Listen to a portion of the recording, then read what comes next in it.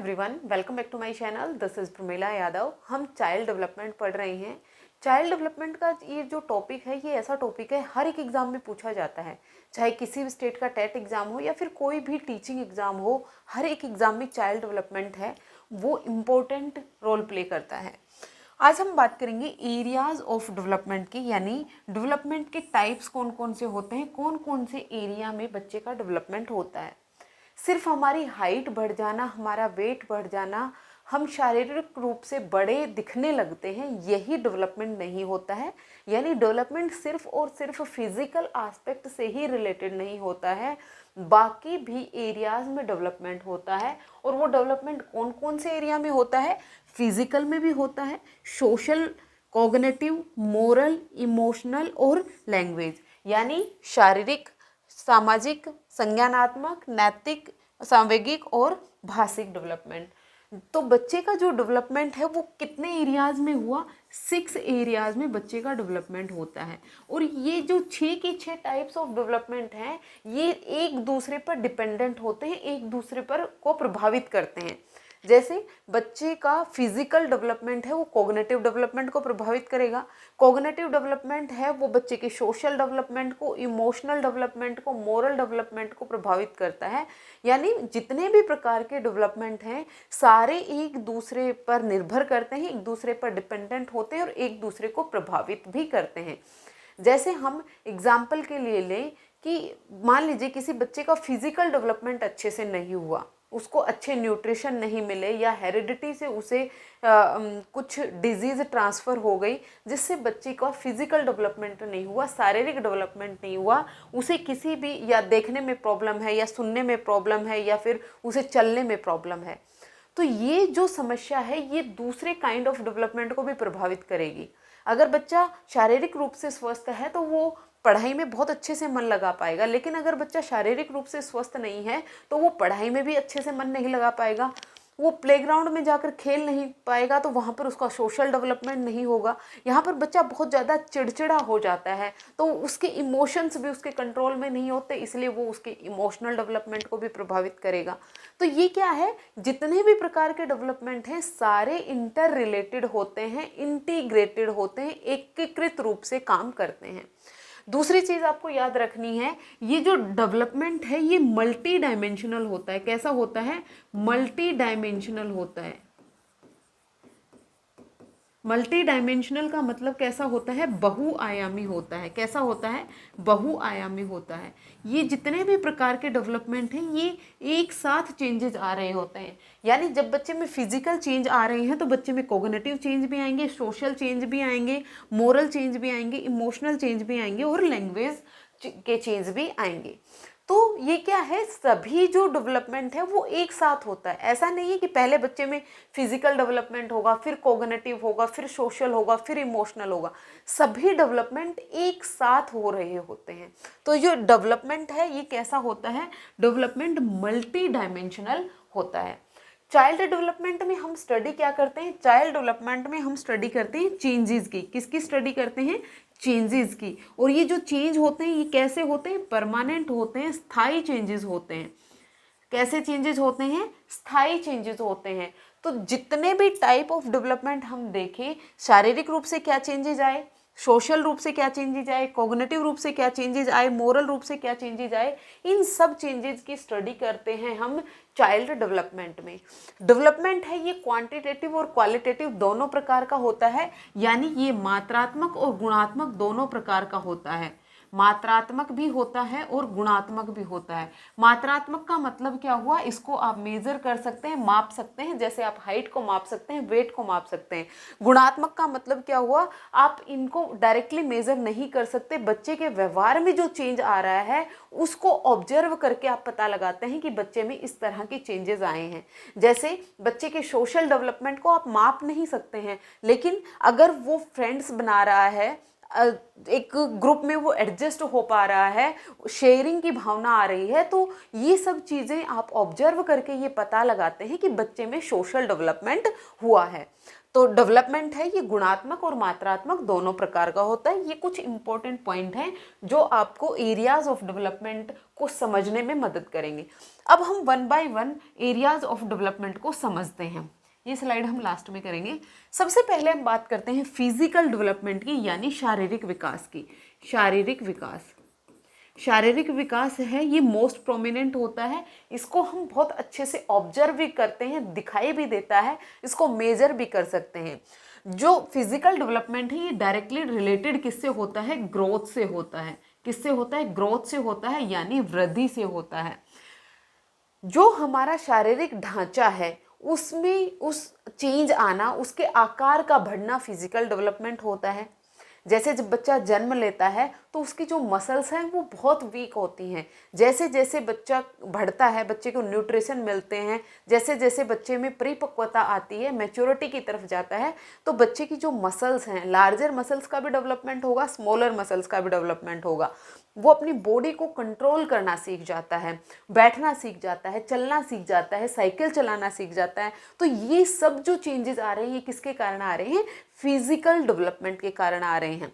जो बच्चे का फिजिकल डेवलपमेंट है ये प्री नेटल स्टेज में ही शुरू हो जाता है। कहाँ पर शुरू हो जाता है? प्री नेटल स्टेज, यानी गर्भावस्था में ही जो फिजिकल डेवलपमेंट है ये शुरू हो जाता है। जब बच्चा माँ के गर्भ में आता है तभी से शारीरिक विकास शुरू हो जाता है। जो 9 मंथ के बाद जब बच्चे का बर्थ होता है तो वो एक अडल्ट की तरह, एक छोटे अडल्ट की तरह, मतलब जितने भी उसके बॉडी पार्ट्स हैं वो सारे डेवलप हो चुके होते हैं, डेवलप होना शुरू हो चुके होते हैं। तो फिजिकल डेवलपमेंट कहाँ पर शुरू हो जाता है?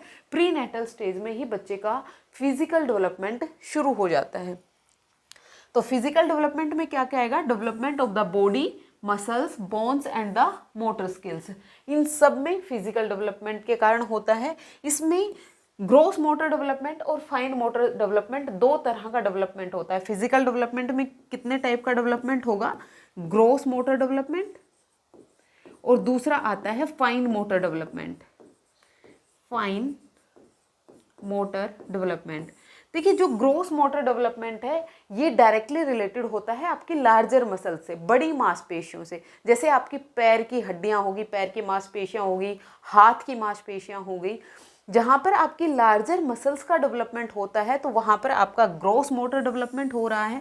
और जहाँ पर आपकी स्मॉलर मसल्स का डेवलपमेंट हो रहा होता है वहाँ पर आपका फाइन मोटर डेवलपमेंट हो रहा है। जैसे ये रिस्ट हो गया, आपकी फिंगर्स हो गई, इनका जो डेवलपमेंट है ये फाइन मोटर डेवलपमेंट के अंडर आता है।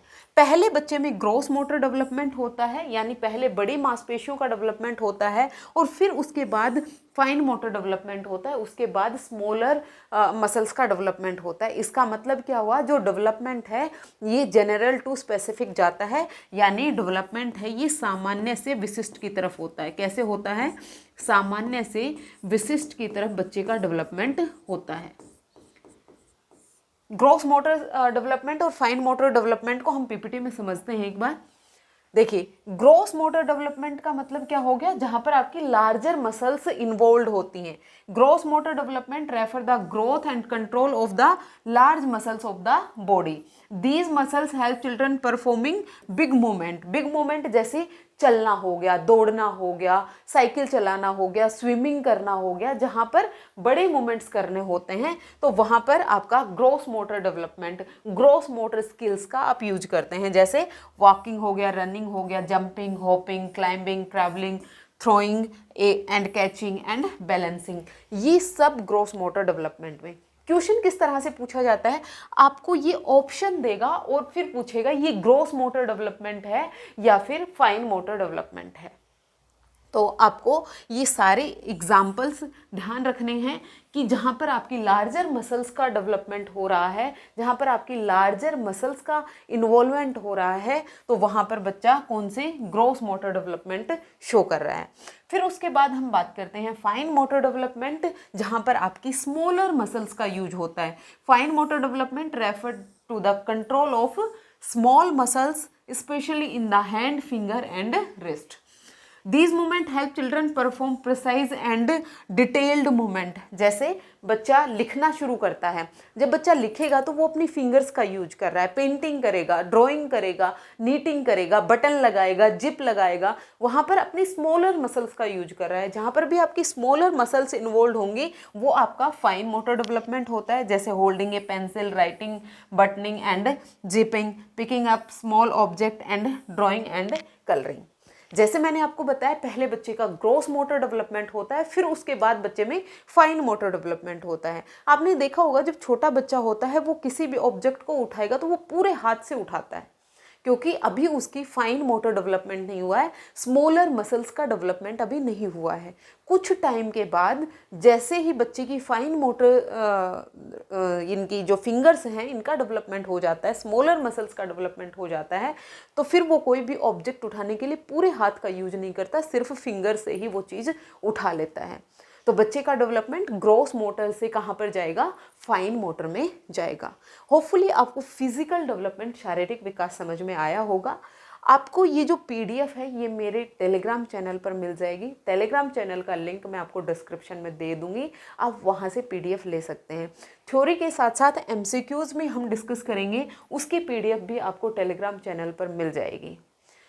नेक्स्ट टाइप ऑफ डेवलपमेंट हम देखते हैं कोग्निटिव डेवलपमेंट, यानी संज्ञानात्मक डेवलपमेंट। संज्ञानात्मक डेवलपमेंट का मतलब क्या होता है, जो भी चीज़ें हमारे दिमाग से रिलेटेड है, डायरेक्ट आपको क्या याद रखना है, जो भी चीज़ें आपके दिमाग से रिलेटेड हैं वो सारे कोग्निटिव डेवलपमेंट में आएंगी। आप याद करते हैं, दिमाग में याद करते हैं, सोचते हैं, थिंकिंग करते हैं, दिमाग का काम है। अंडरस्टैंड करते हैं, कोई चीज़ समझते हैं, उसमें भी आपका दिमाग लगता है। आप प्रॉब्लम सॉल्विंग कर रहे हैं, समस्या समाधान कर रहे हैं, वहाँ पर भी आप अपना दिमाग लगा रहे हैं। उसके अलावा आप रिफ्लेक्टिव थिंकिंग कर रहे हैं, आप लॉजिक लगा रहे हैं। तो इन सब चीज़ों में आपका माइंड इस्तेमाल हो रहा है। जहाँ पर भी आपका दिमाग इस्तेमाल होगा वो क्या है, आपका कोग्निटिव डेवलपमेंट है। कोग्निटिव डेवलपमेंट में बच्चे का प्री नेटल स्टेज में ही शुरू हो जाता है। कहाँ पर, प्री नेटल स्टेज में ही शुरू हो जाता है, माँ के गर्भ में ही कोग्निटिव डेवलपमेंट शुरू हो जाता है। बच्चा मूवमेंट्स करने लगता है। जैसे माँ के गर्भ में जब बच्चा होता है और माँ अपने बच्चे को छूती है, पेट पर हाथ लगाकर उसको छूने की कोशिश करती है, तो बच्चा मूवमेंट करता है, सेंस करने लगता है। तो जब बच्चा सेंस करने लगता है तो वहाँ पर बच्चे का कोग्निटिव डेवलपमेंट शुरू हो जाता है। ये कहा गया है कि 6 वर्ष तक के बच्चे का लगभग 90% कोग्निटिव डेवलपमेंट हो चुका होता है। इसीलिए जब बच्चा छोटी उम्र में होता है तो उसके न्यूट्रिशन पर बहुत अच्छे से ध्यान रखना चाहिए। चाहे बच्चे की हेरिडिटी कितनी ही अच्छी हो, अगर उसको आप प्रॉपर इन्वायरमेंट नहीं देंगे, आप प्रॉपर न्यूट्रिशन नहीं देंगे, तो बच्चे का फिजिकल डेवलपमेंट, कोग्निटिव डेवलपमेंट बहुत अच्छे से नहीं हो पाए। किसी भी तरह का डेवलपमेंट हो, डेवलपमेंट में हेरिडिटी और इन्वायरमेंट दोनों का प्रोडक्ट होता है। ना तो सिर्फ और सिर्फ हेरिडिटी, ना तो सिर्फ इन्वायरमेंट के कारण बच्चे का डेवलपमेंट होता है। दोनों का प्रोडक्ट ही बच्चे के डेवलपमेंट को डिटरमाइन करता है। तो कोग्निटिव डेवलपमेंट में क्या क्या आएगा, development of thinking, reasoning, memory and the problem solving ability. ये सब आपके कहाँ आएंगी, आपकी कोग्निटिव डेवलपमेंट में आएंगी। कोग्निटिव डेवलपमेंट की बहुत इंपॉर्टेंट थ्योरी है जो किसने दी थी, जीन पियाजेट की कोग्निटिव डेवलपमेंट थ्योरी।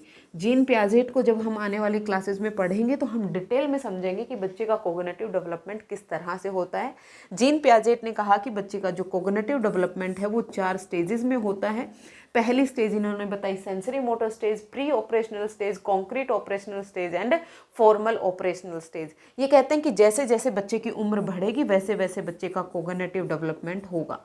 जैसे हम एग्जाम्पल से समझें, आपने देखा होगा फर्स्ट क्लास के बच्चे का जो सिलेबस होता है वो बहुत इजी होता है, सेकंड क्लास का सिलेबस उससे थोड़ा डिफिकल्ट होता है, थर्ड का उससे डिफिकल्ट, फोर्थ का उससे डिफिकल्ट। इस तरह से हायरार्की में सिलेबस की डिफिकल्टी अरेंज की जाती है। ऐसा क्यों किया जाता है, क्योंकि बच्चे का जो कोग्निटिव डेवलपमेंट है वो एज के साथ साथ बढ़ता है। जैसे जैसे बच्चे की एज बढ़ेगी वैसे वैसे बच्चे में कोग्निटिव मैच्योरिटी आएगी और बच्चा चीज़ों को समझने के काबिल हो पाएगा।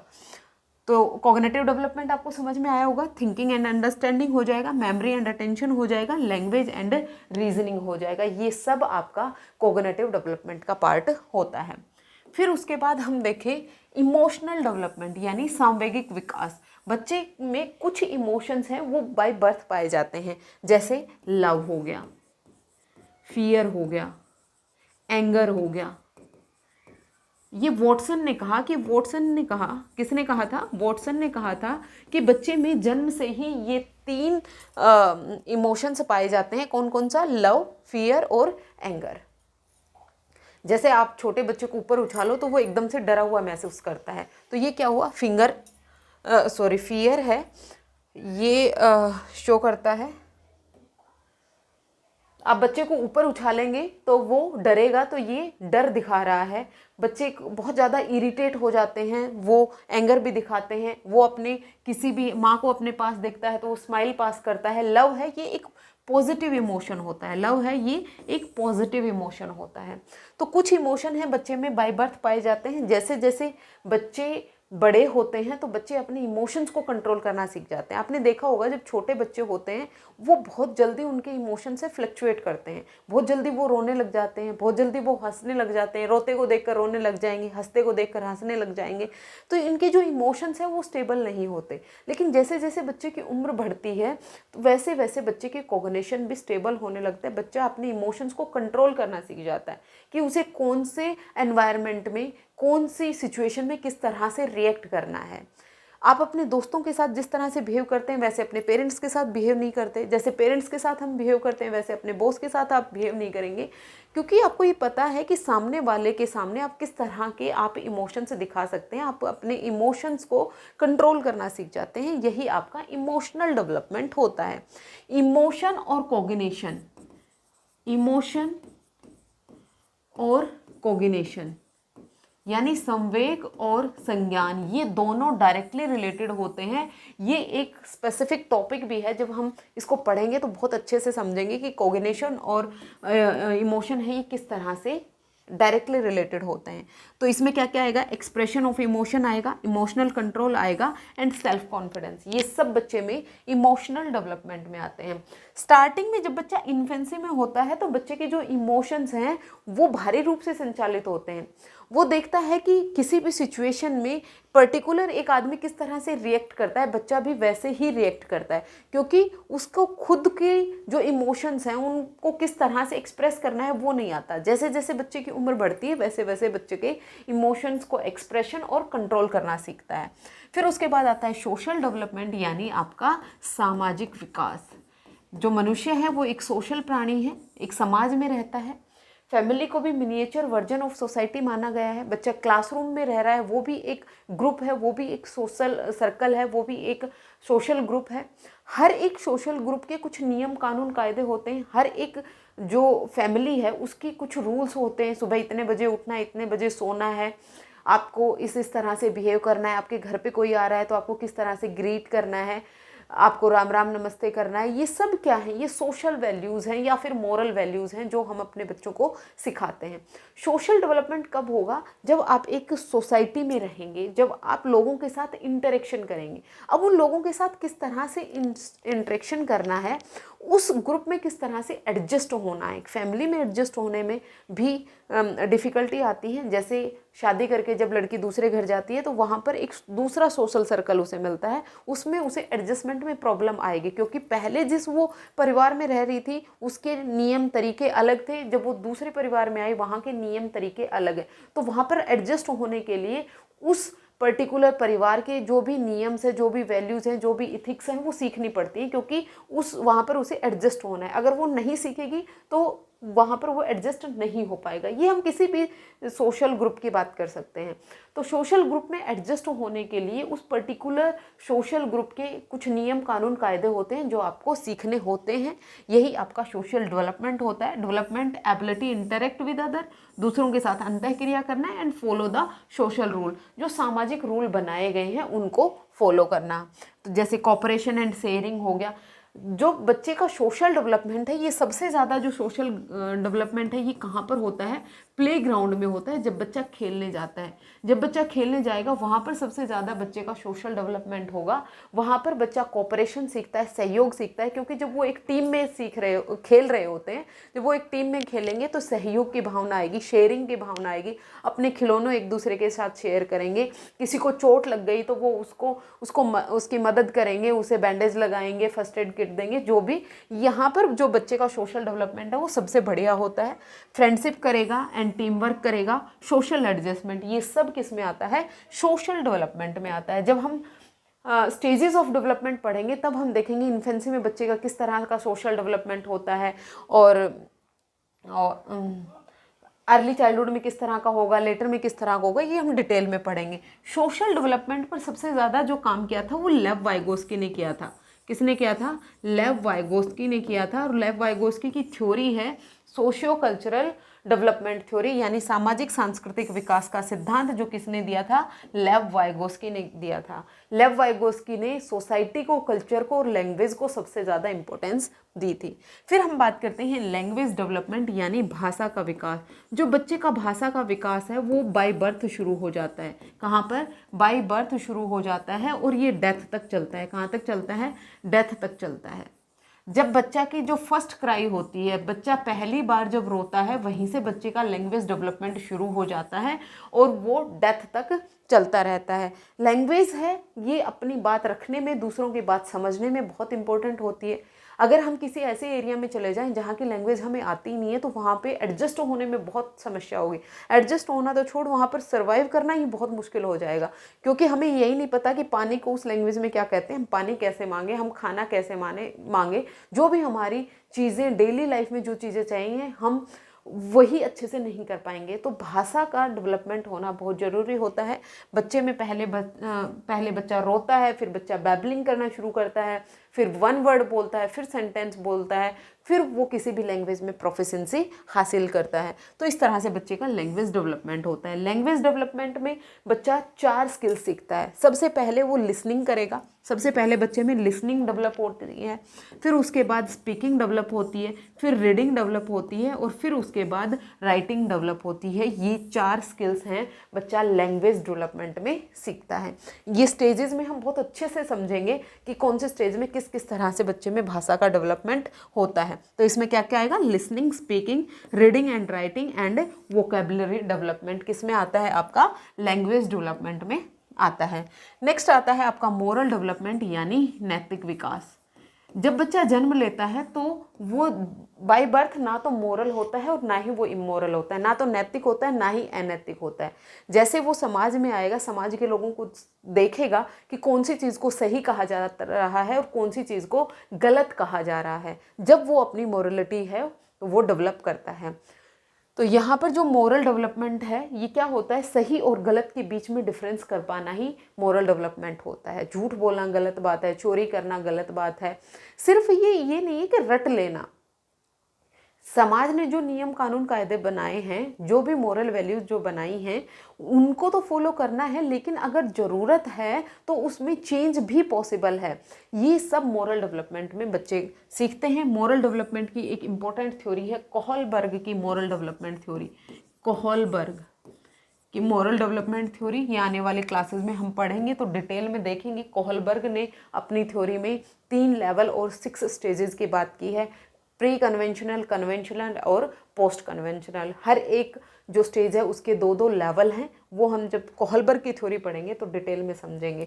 कोहलबर्ग कहते हैं कि बच्चे का जो मोरल डेवलपमेंट है वो एज के साथ साथ बढ़ता है। मोरल रीजनिंग है वो एज के साथ साथ बढ़ती है, यानी एज पर डिपेंडेंट होता है बच्चे का मोरल डेवलपमेंट। सही और गलत के बीच में डिफरेंस कर पाना। Development of values, moral and sense of right and wrong is moral development. इसमें क्या क्या आएगा? ऑनेस्टी आएगा, फेयरनेस आएगा, रिस्पेक्ट फॉर रूल्स आएगा एंड मोरल रीजनिंग आएगा। ये 6 टाइप ऑफ डेवलपमेंट है। ये 6 के 6 टाइप ऑफ डेवलपमेंट है। सारे एक साथ मिलकर बच्चे के डेवलपमेंट को डिटरमाइन करते हैं, यानी physical plus cognitive plus social plus moral plus emotional plus language development. ये 6 के 6 जब मिलेंगे तब चाइल्ड डेवलपमेंट है ये डिटरमाइन होगा। चाइल्ड डेवलपमेंट डिटरमाइन होगा। और बच्चे का जो डेवलपमेंट है वो कहाँ से कहाँ तक होता है? वोम्ब टू टॉम्ब होता है। वोम्ब टू टॉम्ब होता है, माँ के गर्भ से लेकर और कब्र तक चलता रहता है। चाइल्ड डेवलपमेंट में हम स्टडी करते हैं 0 से 18 वर्ष की, क्योंकि 18 वर्ष से बड़ा वो वयस्क हो जाता है, चाइल्ड नहीं रहता है। चाइल्ड डेवलपमेंट में हम कंसेप्शन से लेकर और एडोलेसेंस तक की स्टडी करते हैं। ये 6 स्टेजेस थी, आपको क्लियर हुई होंगी। 6 टाइप्स थे जो आपको क्लियर हुए होंगे। नेक्स्ट क्लास में हम स्टेजेस ऑफ डेवलपमेंट डिस्कस करेंगे। एक बार मैं आपको फिर से समराइज करवा दूं। 6 टाइप ऑफ डेवलपमेंट हमने देखे। फिजिकल डेवलपमेंट को 2 कैटेगरी में हमने पढ़ा, कौन कौन सी, ग्रॉस मोटर डेवलपमेंट और fine motor development. Gross motor development जहां पर आपकी लार्जर मसल्स का यूज हो रहा है, फाइन मोटर डेवलपमेंट जहां पर आपकी स्मॉलर मसल्स का डेवलपमेंट यूज हो रहा है। ग्रॉस मोटर में क्या क्या आएगा, जैसे चलना हो गया, कूदना हो गया, दौड़ना हो गया, साइकिल चलाना हो गया, तैरना हो गया, बैलेंस करना हो गया, ये सब आपके ग्रॉस मोटर डेवलपमेंट में आएंगे। फाइन मोटर डेवलपमेंट में लिखना हो गया, पेंटिंग करना हो गया, ड्राइंग करना हो गया, नीटिंग करना, कढ़ाई बुनाई करना हो गया, ये सब आपके फाइन मोटर डेवलपमेंट में आते हैं। फिर आता है कॉग्निटिव डेवलपमेंट, यानी आपका संज्ञानात्मक विकास। इसमें आपका थिंकिंग आएगा, लर्निंग आएगा, मेमोरी आएगा, प्रॉब्लम सॉल्विंग आएगा, अंडरस्टैंडिंग आएगा। जो भी चीज़ें आपके दिमाग से रिलेटेड हैं वो सब आपके कॉग्निटिव डेवलपमेंट में आती हैं। कॉग्निटिव डेवलपमेंट की इंपॉर्टेंट थ्योरी जीन पियाजेट ने दी थी, gene Piaget cognitive development theory. फिर आता है आपका सोशल डेवलपमेंट, यानी आपका सामाजिक विकास, समाज के लोगों के साथ एडजस्ट हो पाना और सोशल रूल्स हैं उनको फॉलो करना, सोशल डेवलपमेंट होता है। Friendship, cooperation, social skills and sharing social development में आता है। मॉरल डेवलपमेंट यानी नैतिक विकास, नैतिक विकास की थ्योरी कोहलबर्ग की थ्योरी थी, और कोहलबर्ग से पहले जिसने काम किया था मॉरल डेवलपमेंट थे वो थे पियाजेट। पियाजेट ने सबसे पहले मॉरल डेवलपमेंट पे काम किया था, फिर उसके बाद कोहलबर्ग ने काम किया था। इसमें वैल्यूज़ और इथिक्स होते हैं, राइट और रॉन्ग के बीच में डिफरेंस कर पाना मॉरल डेवलपमेंट होता है। लैंग्वेज डेवलपमेंट यानी भाषा का विकास, बच्चे का पहली बार रोने से ही बच्चे की भाषा का डेवलपमेंट होना शुरू हो जाता है और मृत्यु पर्यंत तक कोई ना कोई लैंग्वेज, कुछ ना कुछ नए शब्द मनुष्य सीखता ही रहता है। इसमें 4 आते हैं, लिसनिंग आएगा, स्पीकिंग आएगा, रीडिंग राइटिंग आएगा एंड वोकेबलरी आएगा। इमोशनल डेवलपमेंट यानी आपका सांवेगिक विकास, feelings, self control, confidence and empathy, अपने इमोशंस को कंट्रोल कर पाना, किस सिचुएशन में किस तरह से रिएक्ट करना है, ये आपका इमोशनल डेवलपमेंट होता है। ये 6 एरियाज ऑफ डेवलपमेंट थे। अगर आपको कोई भी डाउट हो आप कमेंट सेक्शन में पूछ सकते हैं। PDF आपको मेरे टेलीग्राम चैनल पर मिल जाएगी, टेलीग्राम चैनल का लिंक आपको डिस्क्रिप्शन में मिल जाएगा। अगर आपको वीडियो पसंद आती है आप लाइक, शेयर एंड सब्सक्राइब कर दीजिएगा, कमेंट करके ज़रूर बताइएगा। आज के लिए इतना ही, मिलते हैं फिर से। Thank you very much.